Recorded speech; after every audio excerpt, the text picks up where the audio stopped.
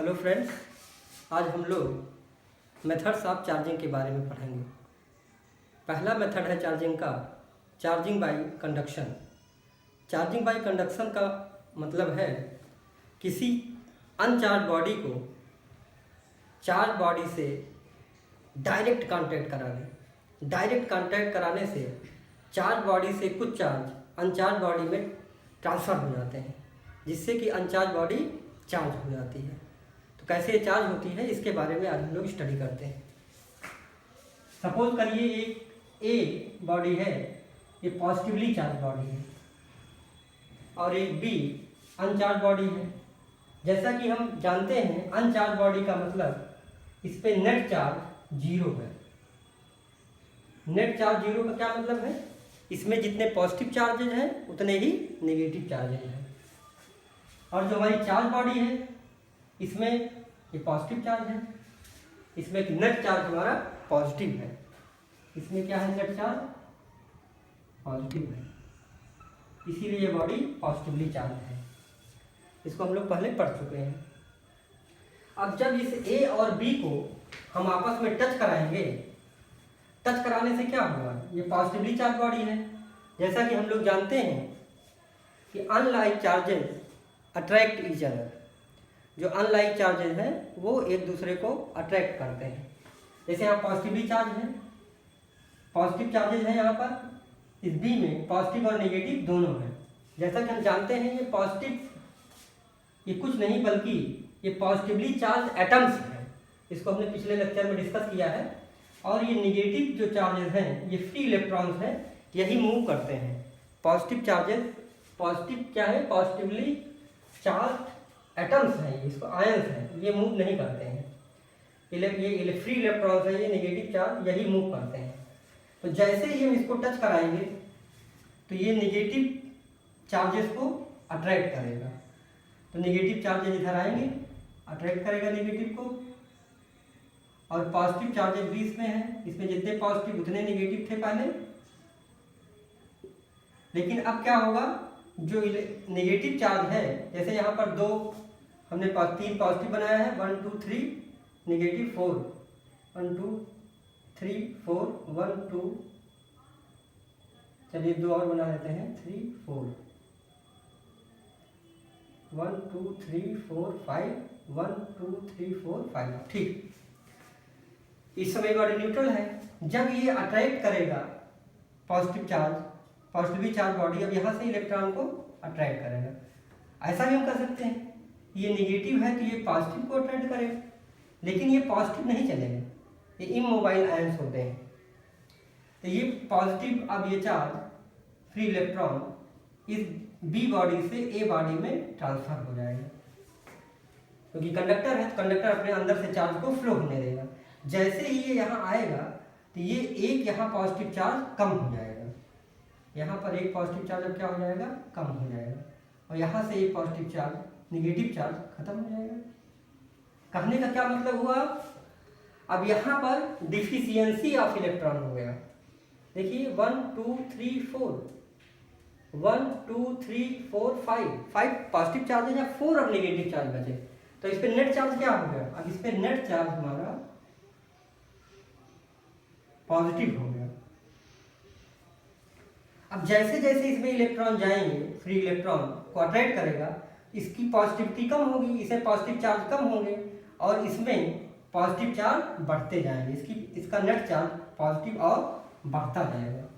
इस तरह से हम देखते हैं जब किसी दो बॉडी को, अगर एक अनचार्ज बॉडी को एक चार्ज बॉडी को अनचार्ज बॉडी से टच कराते हैं तो इस अनचार्ज बॉडी से इलेक्ट्रॉन्स चार्ज बॉडी में ट्रांसफर होते हैं, जिससे कि इसमें नेट चार्ज प्रोड्यूस हो जाता है। इस केस में हम देख रहे हैं नेट चार्ज पॉजिटिव प्रोड्यूस हो गया। और हमारी बॉडी बी, अब इसको अगर हम सेपरेट कर दें तो बी बॉडी हमारी चार्ज बॉडी हो जाएगी, इस पर पॉजिटिव चार्ज क्रिएट हो जाएगा। अब यहाँ फिर एक क्वेश्चन उठता है कि क्या इसके सारे पॉजिटिव चार्ज इधर चले जाएंगे, या कह सकते हैं कि ये नेगेटिव फ्री इलेक्ट्रॉन्स आते आते इसको सारा न्यूट्रलाइज कर देंगे? ऐसा नहीं है। इसको हम आगे के चैप्टर में देखेंगे। तभी तक पॉसिबल है, ये नेगेटिव चार्जेस तभी तक इसमें जाएंगे जब तक कि दोनों का पोटेंशियल सेम ना हो जाए। पोटेंशियल के बारे में हम लोग अगले चैप्टर में डीपली स्टडी करेंगे, तो अभी इतना ही हम लोग के लिए सफिशिएंट है। तो चार्जिंग बाय कंडक्शन में क्या होता है, दो बॉडी लेते हैं, एक अनचार्ज और एक चार्ज, और अनचार्ज और चार्ज बॉडी को आपस में जब टच कराएंगे तो अनचार्ज बॉडी चार्ज हो जाती है, मतलब उस पर नेट चार्ज क्रिएट हो जाता है। जैसे हमने यहाँ एग्जांपल में देखा कि यहाँ पर पॉजिटिव चार्ज हमने लिया और अनचार्ज बॉडी को जब चार्ज कराया तो अनचार्ज बॉडी पॉजिटिवली चार्ज हुई, मतलब सिमिलर टाइप का चार्ज अनचार्ज बॉडी पे ट्रांसफर होता है। यहाँ पर एक चीज ये भी ध्यान देने वाली है। इसी तरह अगर हम इस बॉडी को, अनचार्ज बॉडी को सपोज करिए नेगेटिव चार्ज बनाना चाहते हैं तो क्या करना पड़ेगा, तो इसको हमें यहाँ पर ए को नेगेटिव चार्ज लेना पड़ेगा, नेगेटिवली चार्ज बॉडी लेनी पड़ेगी, नेगेटिव, और ये अनचार्ज ही है। अब क्या होगा, अब जरा ध्यान से इसको आप अपने आप से सोचिए जरा, यहाँ पर क्या प्रोसेस होगा।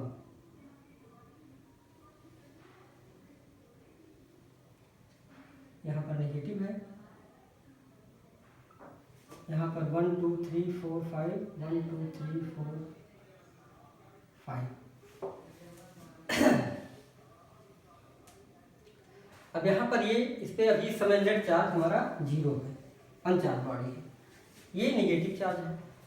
अब जब इसको हम टच कराएंगे तो क्या होगा, यहाँ पर नेगेटिव चार्ज है, अब ये इलेक्ट्रॉन, ये नेगेटिव चार्ज इस बी बॉडी के नेगेटिव चार्ज को रिपेल करेगा।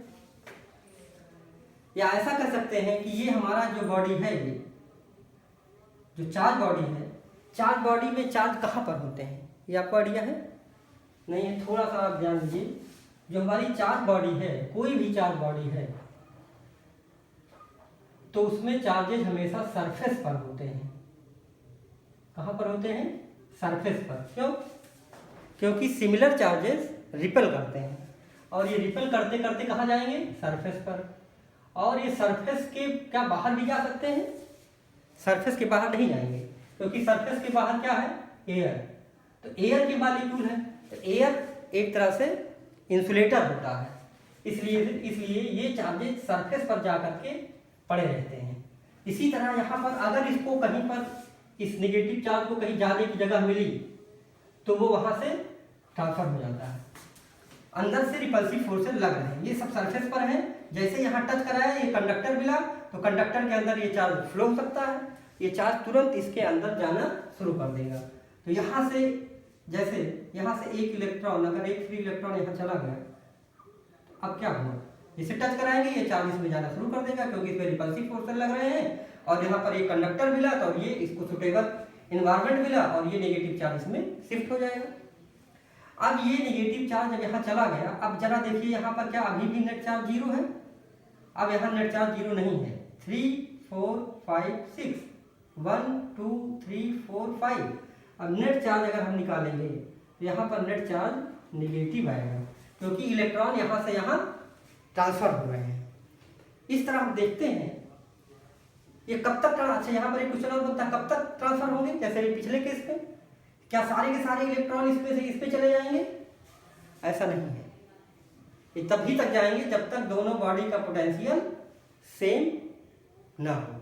जब सेम हो जाएगा उसी समय ये ट्रांसफर रुक जाएगा। तो इस तरह हम देखते हैं कि इन दो बॉडी को, एक अनचार्ज बॉडी और एक चार्ज बॉडी को कांटेक्ट में ला करके हम अनचार्ज बॉडी को चार्ज बॉडी बना सकते हैं। अच्छा, क्या हम यहाँ ये सोच सकते हैं क्या चार्जेस कभी इक्वली ट्रांसफर हो सकता है? ऐसा हो सकता है। इक्वल ट्रांसफर का केस आपके एग्जाम में भी आता है। ये तभी हो सकता है अगर हम दो बॉडी लें आइडेंटिकल, अगर हम दो आइडेंटिकल बॉडी लें, और जैसे मान लीजिए हमने एक ए लिया स्फीयर और एक बी। अगर हम दो आइडेंटिकल का क्या मतलब है? आइडेंटिकल का मतलब इसका शेप, इसका साइज और जिस मटेरियल से बने हुए हैं सारे सेम हैं। तो अगर आइडेंटिकल दो बॉडी लें और एक चार्ज है, सपोज करिए, मान लीजिए एक पॉजिटिव चार्ज है, इस पर सपोज करिए +Q चार्ज है, अगर दो आइडेंटिकल बॉडी को हम लोग टच कराएंगे तो यहां पर चार्जेस इक्वली डिस्ट्रीब्यूट होंगे। टच कराने के बाद क्या पोजीशन आएगी, इसमें चार्ज होगा Q/2 और इसमें भी चार्ज होगा Q/2। ओके। अच्छा, यहाँ पर ऐसा भी एक केस बन सकता है, उसको भी हम लोग यहाँ डिस्कस कर लेते हैं। अगर इसको नोट कर लिया, ठीक है। अगर हम पहले से ही दो चार्ज बॉडी सपोज करिए ले लें, ये इस पर क्वेश्चन बोर्ड एग्जाम में आया हुआ है। सपोज करिए Q1 चार्ज है और एक ये Q2 चार्ज बॉडी है। अब इन दोनों बॉडी को अगर हम टच कराएं तो क्या पोजीशन बनेगी, टच करा के अगर हम सेपरेट कर दें तो क्या होगा, तो यहां पर टोटल चार्ज इक्वली रीडिस्ट्रीब्यूट होगा। कैसे होगा, कहने का मतलब इस पर भी चार्ज आपका आएगा Q1 प्लस Q2/2 और इस बॉडी पर भी चार्ज आएगा Q1 प्लस Q2/2। ए पर भी चार्ज इतना ही आएगा, बी पर भी चार्ज इतना आएगा।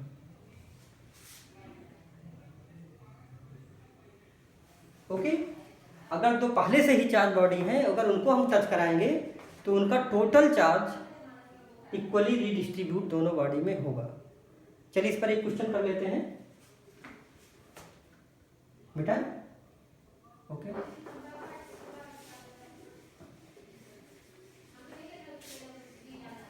सपोज करिए हम दो बॉडी लिए, एक ए और एक बी। इस पर +4Q चार्ज है, इस पर -10Q चार्ज है,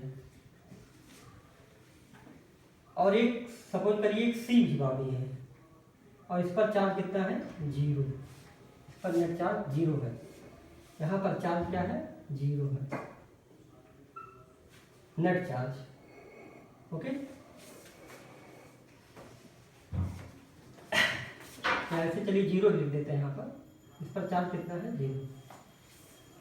अब क्वेश्चन ये दिया गया है, पहले इस अनचार्ज बॉडी को ए से टच कराइए पहले केस में,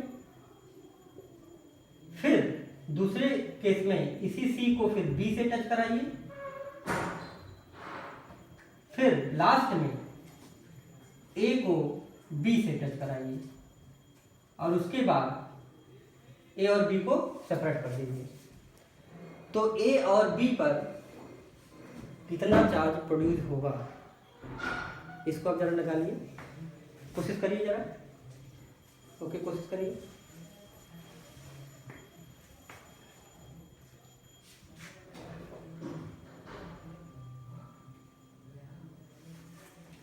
चलिए देखते हैं इसको। यहां पर ए पर चार्ज हमारा +4Q है और पहला केस हमारा है सी को ए से टच करा रहे हैं। इस ए को हम क्या कर रहे हैं सी से टच करा रहे हैं और सी पर चार्ज है 0। जैसा कि अभी हमने पढ़ा था, अगर दो बॉडी पर सेम शेप आइडेंटिकल कोई बॉडी है और दोनों पर को अगर हम टच कराएंगे तो दोनों का एक्चुअल में टोटल चार्ज रीडिस्ट्रीब्यूट होता है। इस पर 4+Q है, इस पर 0 है, मतलब 4Q + 0/2, 4Q + 0/2 मतलब कितना हो गया 2Q।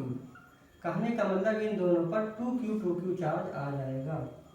ए पर चार्ज आएगा +2Q और सी पर भी चार्ज आएगा +2Q। ये तो फर्स्ट स्टेप में था। सेकेंड स्टेप में क्या कहा गया है, फिर इसी सी को बी से टच कराना है। चलिए सी को फिर से बी से टच कराइए। सेकेंड स्टेप में सी को बी से टच कराते हैं तो सी पर चार्ज कितना है इस समय +2Q और बी पर कितना चार्ज है, अभी तो बी पर कोई चार्ज शिफ्ट नहीं हुआ है, तो बी पर चार्ज है -10Q।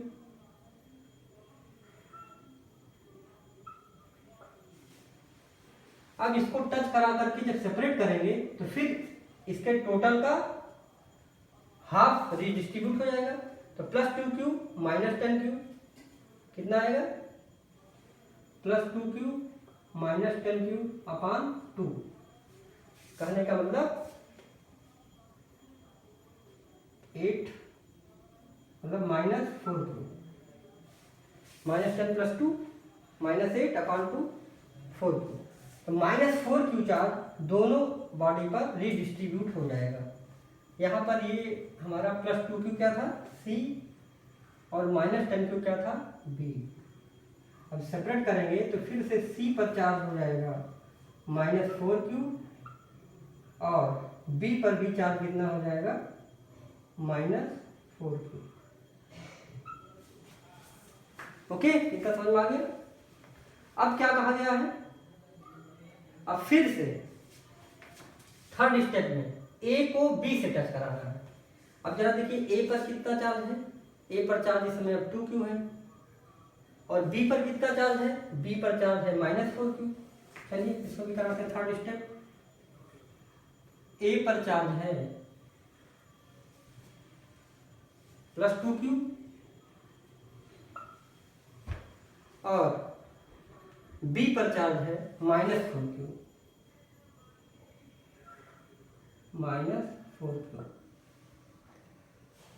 अब क्या होगा, जब इसको टच करा फिर इसका टोटल होगा तो -2q +2q -4q कितना हो जाएगा, +2q -4q अपान 2। कहने का मतलब आ गया है -4q +2q -2q अपान 2 मतलब -q। कहने का मतलब, और ये कौन सी बॉडी थी, ये बॉडी थी हमारी A और ये बॉडी थी B। अब जब हम इसको सेपरेट करेंगे तो फिर से अब A पर नया चार्ज क्या बन जाएगा -q और B पर भी नया चार्ज बन जाएगा -q। इस तरह हम देखते हैं A पर चार्ज -q और B पर चार्ज -q, यही हमारा आंसर होगा। तो आज के लिए इतना ही। तो आज हमने क्या पढ़ा, मेथड्स ऑफ चार्जिंग में पहला charging method charging by conduction. Next video में हम लोग चार्जिंग बाय इंडक्शन पढ़ेंगे। Okay, thank you.